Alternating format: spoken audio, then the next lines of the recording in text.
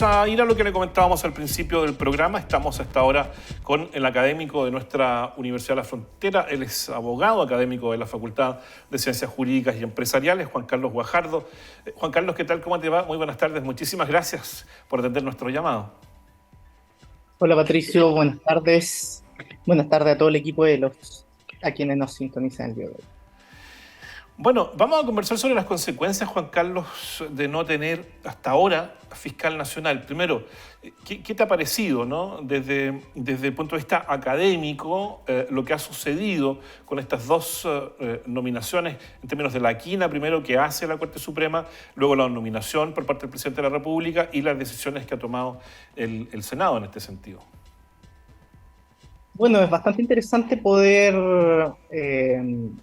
percatarse que este proceso ya ha contado con dos nominaciones infructuosas y que esperamos que en esta tercera oportunidad se logre efectivamente la nominación, digamos, por el bien de la Fiscalía Nacional y especialmente del funcionamiento propio de la Fiscalía, ¿ya? Del Ministerio Público en general. Es bastante interesante que no se haya logrado consenso hasta este momento, pero más allá de eso, diría que es manifestación, digamos, de un proceso bastante interesante en nuestra legislación, que es el proceso de nombramiento del fiscal nacional, el cual cuenta con la intervención de los tres poderes del Estado. Bien. Entonces, si bien ya hemos contado con dos nombres rechazados, esto no es más que una consecuencia de un proceso en el cual se quiere velar porque los tres poderes del Estado intervengan, que los tres poderes del Estado tengan relevancia en el nombramiento y que la persona o el nombre del fiscal nacional sea una persona que sea de consenso de los tres poderes del Estado, con la finalidad de garantizar su imparcialidad y con ello la igualdad ante la ley. Ahora, si bien, como tú dices, es parte del proceso establecido, digamos, en la Constitución, es parte de un proceso legal el que se aplica con la participación de los tres poderes del Estado, a la luz de los antecedentes que se tienen, ¿no? En términos de las dos fallidas nominaciones, ¿cuánto pudiera afectar efectivamente esto la credibilidad de un órgano tan importante para la persecución delictual como la Fiscalía? Bueno, lo primero que quisiera decir respecto a este tema es que, bueno, evidentemente el no nombramiento del fiscal nacional en dos oportunidades, en eso no afecta el funcionamiento diario de la fiscalía, ¿ya? Y en ese sentido, los fiscales deben realizar sus funciones de forma independiente, ¿ya? E imparcial. Eh, y por lo tanto, la persecución penal no se va a detener. Eso es lo primero que quisiera dejar en claro y por lo tanto poner de alguna manera un paño frío respecto a esa materia, ¿ya? No obstante, la figura del fiscal nacional no es una figura menor, ¿ya? El fiscal nacional preside la Fiscalía Nacional, es, digamos, la cabeza de la Fiscalía del Ministerio Público, por lo tanto, dentro de sus funciones exclusivas está el dirigir y diseñar las propias estrategias y políticas de funcionamiento de la Fiscalía Nacional. De manera tal que, eh, dado digamos, el entorno en el que estamos viviendo, el contexto, la figura del fiscal nacional es más importante que nunca, digamos. Entonces, si bien la Fiscalía, el Ministerio Público sigue trabajando, la persecución penal se sigue realizando, es más importante que nunca contar con esa figura del fiscal nacional. En este sentido, ¿cuáles son las funciones principales del fiscal nacional, Juan Carlos, para efectos de determinar también, por otro lado, qué pudo haber faltado en este periodo en que no tenemos fiscal nacional, ¿no? Sí, mira, principalmente son dos, una función, digamos, administrativa que el fiscal nacional realiza con el objeto de eh, organizar y administrar la fiscalía en términos generales, el Ministerio Público en general, pero también le corresponde el diseño e implementación de políticas propias de la función del Ministerio Público. Y en ese sentido, el fiscal nacional juega un rol muy importante en cuanto a el funcionamiento propio de la Fiscalía o del Ministerio Público, ¿ya? Que son, en primer lugar, la persecución penal, la acusación en caso de que se cuenten con los antecedentes necesarios y dar la pronta y adecuada protección a las víctimas de los delitos. Por tanto, el tener a la Fiscalía Nacional acéfala, todo este tiempo, ¿cuánto pudiera afectar efectivamente esas funciones que cumple un fiscal nacional? Bueno, evidentemente eh, yo relativizaría un poco esto, porque si bien es sumamente importante contar con estas políticas, lo cierto es que estas políticas no son tampoco, no son políticas que terminen estrictamente al día del término del mandato, son muchas políticas que se recogen por parte del nuevo fiscal nacional una vez que ingrese, pero y son políticas institucionales y por lo tanto esas políticas se tienen que seguir cumpliendo eh, y muchas de ellas forman parte, como te dije, de una política institucional del Ministerio Público y por lo tanto esas políticas institucionales muchas veces trascienden las administraciones, pues, trascienden el mandato que cumple el fiscal nacional y por lo tanto el Ministerio Público sigue conociendo o sigue rigiéndose por esas políticas. Entonces, como mencionaba anteriormente, yo relativizaría un poco las consecuencias de no contar por un periodo de fiscal nacional, toda vez que dichas políticas se siguen cumpliendo en términos macro, pero evidentemente el contar con las directrices de un fiscal nacional son mucho más ventajosas para el funcionamiento de la organización en términos generales. Ahora, ¿es posible que haya causas detenidas ante la ausencia de un fiscal nacional, Juan Carlos? La verdad las cosas es que la detención de causas generalmente no se deben a este tipo de, de, de causas, digamos, ¿ya? La persecución penal, como te mencioné, digamos, el presidente digamos, la Fiscalía Nacional, ¿no es cierto?, es la cabeza del Ministerio Público, pero el Ministerio Público sigue continuando con su labor.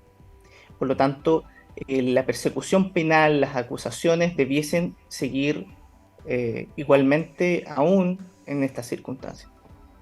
Ahora, ¿se ha criticado de alguna manera el procedimiento de nombramiento del fiscal regional, del fiscal nacional Juan Carlos, en términos de la composición de la terna que hace la Corte Suprema? Se ha acusado de falta de prolijidad, por eso lo dijo el presidente ayer, de parte de los ministros integrantes de la Corte Suprema, en el nombramiento, no solo en el nombramiento, sino además en buscar los antecedentes necesarios, en hacer la indagación para determinar quiénes efectivamente pueden estar capacitados para ser nombrados fiscal o ser componentes al menos de la quina. Luego se critica también la decisión del presidente y, por cierto, la decisión de los parlamentarios en términos de que la decisión que toman no necesariamente es técnica, sino también es política. A la luz de estas críticas que ha recibido el proceso, ¿crees tú que es necesario buscar alguna forma de perfeccionar efectivamente este? Sí, mira Patricio, en este proceso de nombramiento es bastante particular, es el único en el que intervienen directamente los tres poderes del Estado, ¿ya? En él se nombra una quina por parte de la Corte Suprema, la cual es nombrada por la votación de todos los miembros que integran ese organismo, ¿ya? Las cinco primeras mayorías son propuestas al presidente de la República y el presidente de la República propone alguno de esos nombres de esa quina y esta debe ser rechazada o aprobada, rechazada lo que ocurrió en las dos ocasiones anteriores, de acuerdo a la propuesta del presidente de la República, ¿ya? Bueno, este proceso de nombramiento lo que pretende garantizar, digamos, es que intervengan los tres poderes del Estado, y con eso lo que se busca es que sea un hombre de consenso, ¿ya?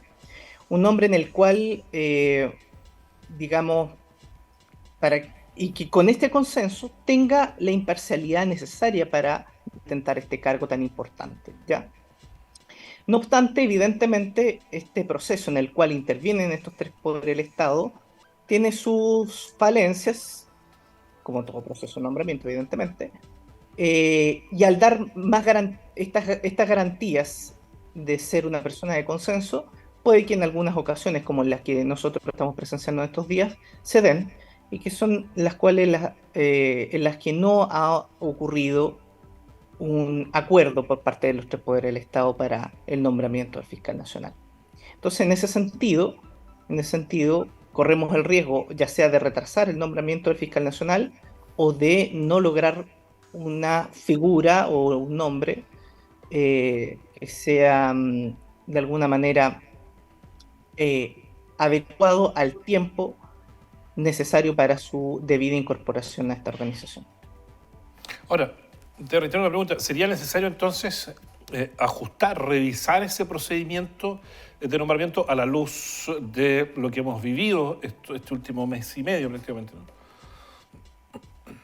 Sí, bueno, es que, digamos, el proceso de nombramiento, yo no veo con malos ojos el hecho de que sean los tres poderes del Estado que intervengan, ¿cierto? Pero evidentemente existen ciertos procesos los cuales podrían ajustarse para evitar este tipo de vacancia en el cargo, ¿ya? Quizás eh, permitir que ese proceso se adelante de manera tal de que no contemos de que contemos con fiscal nacional al término del mandato del fiscal nacional anterior, ¿ya? O también, o también disminuir de alguna manera los poderes del Estado involucrados en su nombramiento, ¿ya? Debemos recordar que el fiscal nacional dura en su cargo, en su mandato, 8 años desde que es nombrado, y goza de autonomía constitucional. Y esa autonomía constitucional es lo que justifica de alguna manera que estos tres poderes del Estado intervengan en su nombramiento, ¿ya? Los fiscales nacionales trascienden al gobierno, ¿ya? En el cual él es nombrado, y por lo tanto sería de alguna manera una visión de Estado poder encontrar un hombre de consenso en los tres poderes para que dirija esta importante institución durante este largo periodo de tiempo. Claro, yo te preguntaba por la evaluación que se hace finalmente en un organismo que es meramente político, no necesariamente técnico, el Senado, ¿no? Está compuesto, yo diría mayoritariamente, por una dimensión política, cada uno de sus integrantes.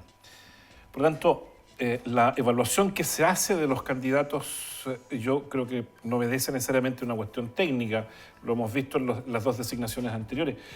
Hay una nueva propuesta del presidente de la República, entonces se empiezan a cuestionar antecedentes, y aquí quiero hacerte la pregunta con esto, ¿no? ¿Qué antecedentes, qué conducta debió haber tenido el propuesto o la propuesta fiscal nacional? Porque se cuestiona hasta las representaciones que tuvo en su calidad de abogado para poder ser nombrado fiscal. ¿Qué dimensión entonces corresponde evaluar? ¿Esta de abogado litigante? ¿Esta de abogado que publica en redes sociales? ¿O abogado en tanto capacidades que tiene para asumir la alta responsabilidad fiscal nacional? Y si esa responsabilidad se contrapone de alguna manera con las dos anteriores, ¿no? Bueno, yo lo que podría decir en términos generales es que el hecho de que sea nombrado con criterios políticos no es estrictamente negativo, ¿ya? No es estrictamente negativo. Y lo otro es que es ilusorio creer que aún las personas que han sido nombradas en cargos técnicos, elementos políticos no han intervenido en su nombramiento, ¿ya?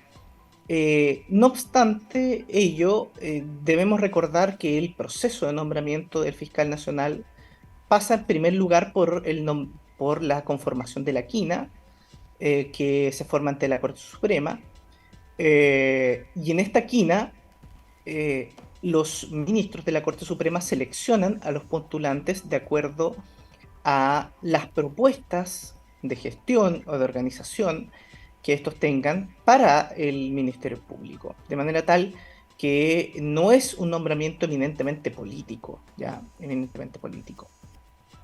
Toda vez que los votos favorables de los ministros, de alguna manera, o los ministros en términos generales, tienen a la vista elementos de gestión y elementos organizacionales para efectos de determinar qué candidato les parece mejor. No obstante ello, tampoco podemos decir que el nombramiento es estrictamente político, toda vez que tanto el presidente de la República como el Senado, nada le impide, y así también se ha conocido por la opinión pública, conocer de los méritos académicos y en términos generales de la trayectoria en el ámbito jurídico que deben tener los candidatos a esta Fiscalía Nacional. De manera tal que, en términos conclusivos, digamos que el hecho de que intervengan algunos antecedentes políticos no son estrictamente un elemento negativo para el nombramiento, y los elementos técnicos, si se quisiera llamar de alguna manera, están presentes en todo el proceso, ¿ya?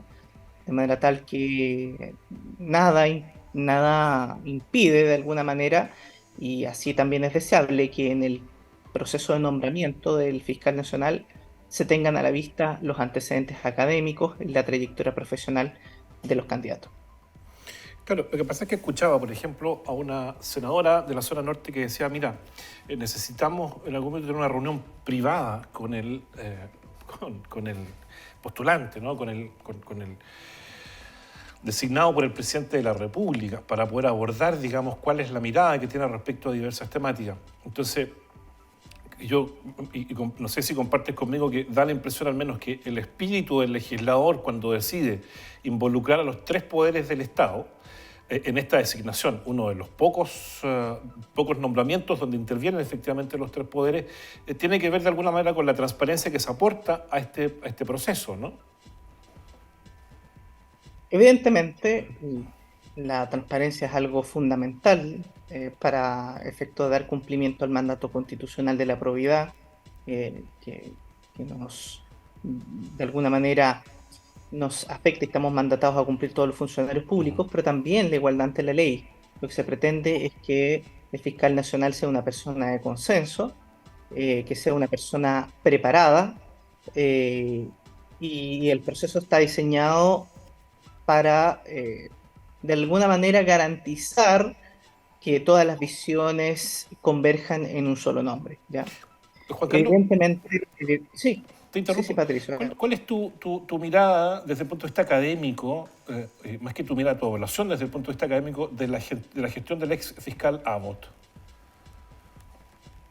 Bueno, la verdad de las cosas es que a ver, me cuesta juzgar las gestiones de fiscales nacionales y de los organismos en términos generales, porque en primer lugar no formo parte de dicha institución, y en segundo lugar porque es, digamos, las gestiones de los fiscales también deben ser de alguna manera juzgadas por la ciudadanía, ¿ya? No sé, en términos generales, desde el punto de vista académico, no me corresponde a mí juzgar la gestión de los fiscales nacionales. Es cierto, no obstante, evidentemente, que han habido eh, ciertos aciertos en cuanto a las persecuciones penales, y eso no puede negarse, pero también, evidentemente, como en toda gestión, existen algunas deficiencias, ¿ya? Entonces, me gustaría de alguna manera destacar que los fiscales nacionales no tienen una labor fácil, ¿ya? No tienen una labor fácil, y la verdad las cosas es que me cuesta desde el punto de vista académico juzgar la labor, especialmente no teniendo en vista las dificultades que pudo haber tenido para su correcta ejecución. Ahora, ¿cuál sería, ya para ir cerrando la conversación, cuál serían los principales ejes que debiera trabajar el próximo fiscal o la próxima fiscal nacional? Bueno, la verdad las cosas es que la función del Ministerio Público es más necesaria que nunca hoy día, dado el contexto nacional, ¿ya? Y por eso mismo te mencionaba que si bien los fiscales siguen trabajando, el Ministerio Público en términos generales tiene una excelente gestión y cumplen con su labor eh, diariamente. Lo cierto es que el fiscal nacional se va a enfrentar a muchos retos, ¿ya? Esos retos son principalmente el crimen organizado, el narcotráfico, que son delitos que se han ido en aumento en en el último tiempo. Y también la incorporación de las políticas de género, tanto a la gestión como desde el punto de vista de la persecución penal. Entonces, yo diría que esos son los tres ejes que el Ministerio Público tiene como principales desafíos, viendo desde el punto de vista académico, más allá de lo organizacional, digamos. Pero evidentemente la sensación, digamos, de indefensión es algo que nos corresponde a todos los actores de la justicia y dentro de ellas al Ministerio Público le corresponde un rol fundamental. Entonces va a tener un gran desafío ya para efectos de otorgar la debida defensa de los derechos de los ciudadanos. Juan Carlos Pero Guajardo, evidentemente, académico. Sí, Juan Carlos.